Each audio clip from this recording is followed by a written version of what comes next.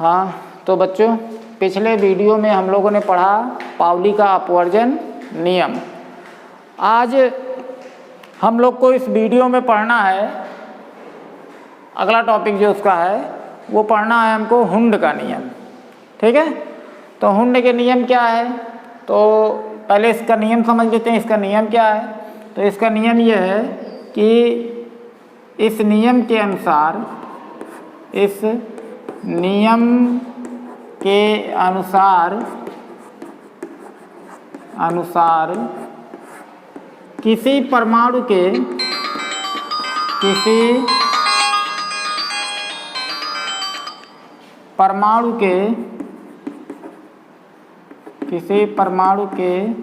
उपकोष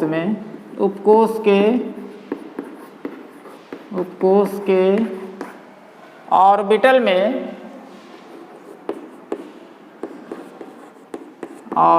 में अयुग्मित इलेक्ट्रॉनों की संख्या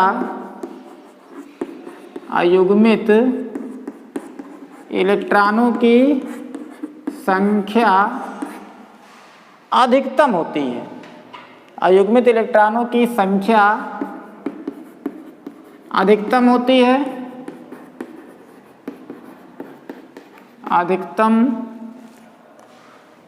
है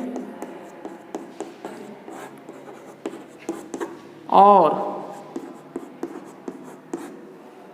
उन इलेक्ट्रॉनों के स्पिन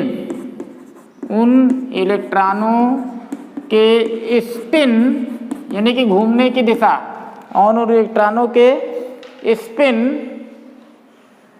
समदिश होते हैं। इलेक्ट्रॉनों के स्पिन समदिश होते हैं। तो ये हमारा हुंड का नियम है। एक बार इसको देख लें। इस नियम के अनुसार किसी भी परमाणु के उपकोष के ऑर्बिटल में अयुग्मित इलेक्ट्रॉनों की संख्या अधिकतम होती है और उन इलेक्ट्रॉनों के स्पिन समदिश होते हैं। ठीक है, या इसको हम दूसरे रूप में भी इस प्रकार से कह सकते हैं, किसी उपकोष के ऑर्बिटल में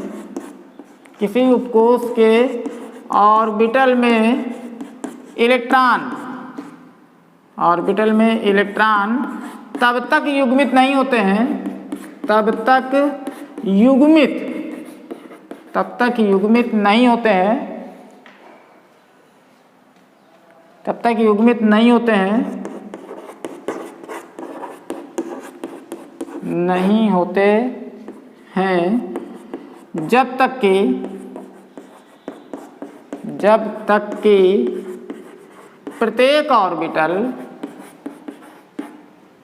जब तक कि प्रत्येक ऑर्बिटल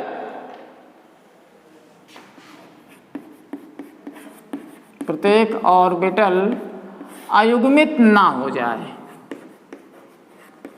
प्रत्येक ऑर्बिटल अयुग्मित ना हो जाए। तो ये हमारा हुंड का नियम है। हुंड का हमारा ये भी नियम हम लिख सकते हैं और इस नियम को भी हम लिख सकते हैं। तो दोनों नियम को एक बार फिर देख लेते हैं। जो ये नियम है, इस नियम के अनुसार हम क्या कह सकते हैं कि किसी भी परमाणु के उपकोष, जो परमाणु का उपकोष होगा, किसी भी परमाणु के उपकोष के ऑर्बिटल में अयुग्मित इलेक्ट्रॉनों की संख्या, किसकी संख्या? अयुग्मित इलेक्ट्रॉनों की संख्या अधिकतम होती है और उन इलेक्ट्रॉनों के स्पिन समदिश होते हैं। मतलब उनके जो घूमने की दिशा होती है, स्पिन की दिशा होती है, वो क्या होते हैं? समदिश होते हैं। ठीक है, या इसको हम, इसी नियम को हम इस रूप में ऐसा लिख सकते हैं कि किसी भी परमाणु के उपकोष के ऑर्बिटल में इलेक्ट्रॉन तब तक युग्मित नहीं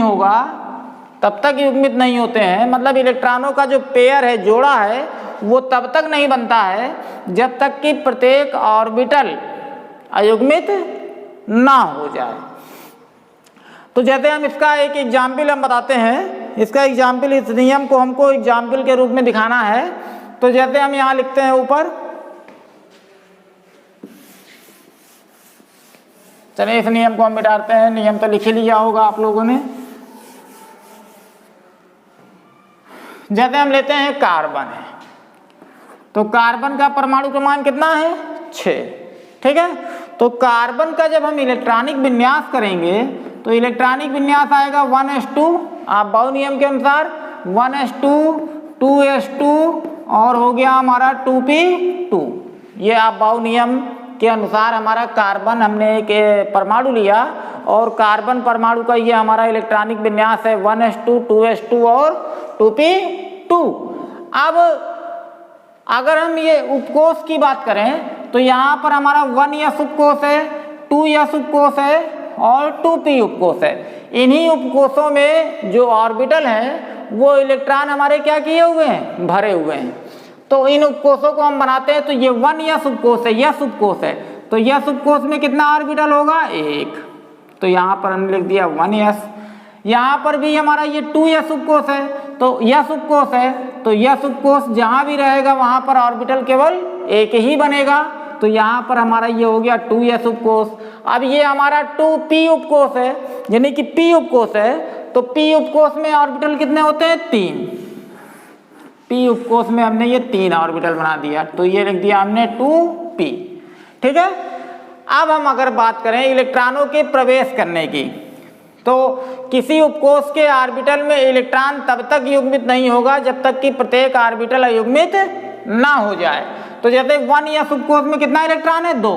तो सबसे पहले ये 1 इलेक्ट्रॉन भर दिया हमने, पहला हो गया, और इसी में दूसरा इलेक्ट्रॉन है तो ये दूसरा इलेक्ट्रॉन हो गया। ठीक है, फिर 2s उपकोष है, तो यहाँ हमने ये पहला इलेक्ट्रॉन भर दिया। इलेक्ट्रॉनों की संख्या कितनी है? 2। ये हो गया, तो ये हमारा पहला इलेक्ट्रॉन है, उसके बाद में ये हमारा दूसरा इलेक्ट्रॉन है, फिर ये हमारा तीसरा इलेक्ट्रॉन है और ये हमारा चौथा इलेक्ट्रॉन है, फिर ये हमारा यहाँ पर 5वां इलेक्ट्रॉन है, ये 5वां इलेक्ट्रॉन है और ये हमारा 6वां इलेक्ट्रॉन। तो ये 5 और ये 6। तो हम यहाँ पर ये लिखा हमने किसी उपकोष के ऑर्बिटल में इलेक्ट्रॉन तब तक युग्मित नहीं होगा, मतलब इस इलेक्ट्रॉन का जोड़ा तब तक नहीं बनेगा जब तक कि प्रत्येक ऑर्बिटल, तो यहाँ पर 2p में कितने ऑर्बिटल हैं? 1 2 3। तो ये जो इलेक्ट्रॉन 5वां इलेक्ट्रॉन है, तो ये 6वें इलेक्ट्रॉन को यहाँ पर हम कर सकते थे उल्टा करके, लेकिन नहीं, ऐसा नहीं करेंगे, क्योंकि हमको प्रत्येक ऑर्बिटल को पहले क्या करना है? अयुग्मित करना है। प्रत्येक ऑर्बिटल में पहले हमको एक एक इलेक्ट्रॉन प्रवेश कराना। तो ये हमारा 5वां इलेक्ट्रॉन हो गया, ये हमारा 6वां इलेक्ट्रॉन हो गया। अगर हम यहाँ पर ये कर देते, यहाँ पर यहीं पर 6वां कर देते, तो ये हमारा इलेक्ट्रॉन, ये जो संरचना बनी, ये हमारी क्या हो जाती? गलत हो जाती। तो ये हमको नहीं करना है। जो 6वां इलेक्ट्रॉन, पहले हमको प्रत्येक ऑर्बिटल को क्या करना है? अयुग्मित करना है। तो ये 5वां इलेक्ट्रॉन है, ये 6वां इलेक्ट्रॉन है। अगर इलेक्ट्रॉनों की संख्या 3 होती, यानी कि नाइट्रोजन होता, तो यहाँ पर 2p3 हो जाता, तो 7वां इलेक्ट्रॉन यहाँ पर जाता। ठीक है, और अगर ये ऑक्सीजन होता तो 8वां इलेक्ट्रॉन, तो 7 इलेक्ट्रॉन। अब हमारे सभी ऑर्बिटल क्या हो गए? अयुग्मित हो गए। अब जो हमारा 8वां इलेक्ट्रॉन आता वो यहाँ पर आता, इसमें। ठीक है, तो इस नियम के अनुसार हमने जो इसके पहले नियम लिखा था कि किसी भी उपकोष के ऑर्बिटल में अयुग्मित इलेक्ट्रॉनों की संख्या अधिकतम होती है और अयुग्मित इलेक्ट्रॉनों के जो स्पिन होते हैं वो क्या होते हैं? समदिश होते हैं। तो यहाँ पर देखिए, यहाँ पर ऑर्बिटल कितने हैं? 3। तो अयुग्मित इलेक्ट्रॉनों की संख्या 1 2 अधिकतम है, और जो इनके स्पिन है, जो घूमने की दिशा है, वो भी क्या है? समान है। और इसका जोड़ा तब तक नहीं बनेगा जब तक कि प्रत्येक ऑर्बिटल अयुग्मित ना हो जाए, मतलब कि प्रत्येक ऑर्बिटल में एक एक इलेक्ट्रॉन हमारा प्रवेश ना कर जाए। जैसे हम इसको लेते हैं, एक और एग्जाम्पल हम ले लेते हैं। जैसे हमने ले लिया, मान लीजिए सोडियम है, सोडियम, तो परमाणु क्रमांक कितना हो गया? 11। इसका इलेक्ट्रॉनिक विन्यास करेंगे तो 1s2, 2s2, 2p6 और 3s1। तो ये 1s उपकोष है, तो 1s में ये कर दिया हमने। फिर एक, चूंकि यस उपकोष है तो एक ही ऑर्बिटल बनेगा।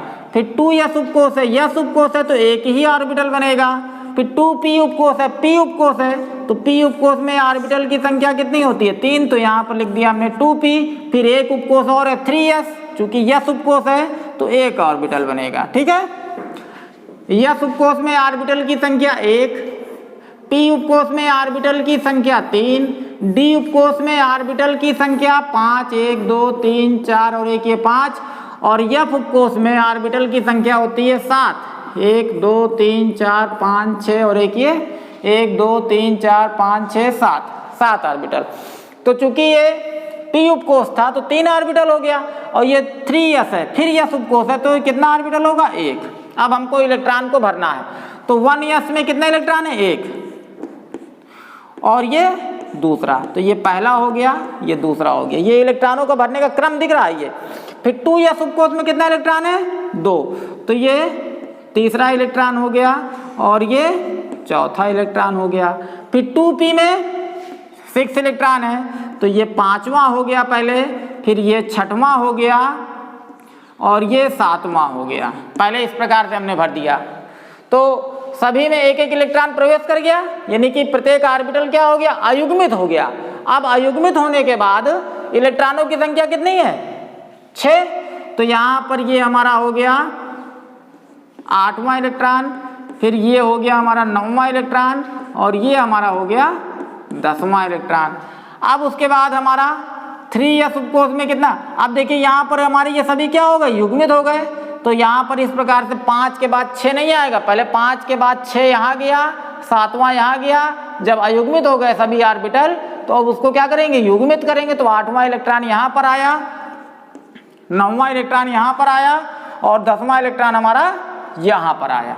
ठीक है, अब उसके बाद जो 11वां इलेक्ट्रॉन है वो कितने गया 3s में, तो ये हमने भर दिया 11वां इलेक्ट्रॉन। तो ये हमारा हुंड के नियम के अनुसार हमने इलेक्ट्रॉनों को यहाँ पर उपकोषों में क्या कर दिया फिलअप कर दिया। तो जो हुंड का नियम है वो हमारा क्या करता है, हुंड का नियम हमारा परमाणु का जो उपकोष होगा उस उपकोष में जो ऑर्बिटल होंगे उसमें इलेक्ट्रॉनों के भरने की व्यवस्था को दर्शाता है कि किसी भी परमाणु के उपकोष में ऑर्बिटल जो है वो किस प्रकार से फिलअप होंगे, किस प्रकार से भरेंगे। तो इस नियम को एक बार हम फिर से जान लें कि किसी भी परमाणु के उपकोष में उपकोष के जो ऑर्बिटल होंगे वहाँ पर अयुग्मित इलेक्ट्रॉनों की संख्या जो होगी वो क्या होगी अधिकतम होगी, और उन अयुग्मित इलेक्ट्रॉनों के जो स्पिन होंगे वो क्या होंगे समदिश होंगे। ये है, इस नियम को हम दूसरे रूप में जो अथवा करके हमने लिखा था कि किसी भी परमाणु के उपकोष के ऑर्बिटल में इलेक्ट्रॉन तब तक युग्मित नहीं होगा जब तक कि प्रत्येक ऑर्बिटल हमारा अयुग्मित ना हो जाए। तो ठीक है बच्चों, ये हमने आज कक्षा 11 में जो पढ़ा ये हुंड का नियम, इस नियम को सभी बच्चे अपनी कापियों में लिख लें और इसको अच्छे से तैयार कर लें। अब इसके बाद का जो भी टॉपिक होगा वो नेक्स्ट वीडियो में हमारा होगा। ठीक।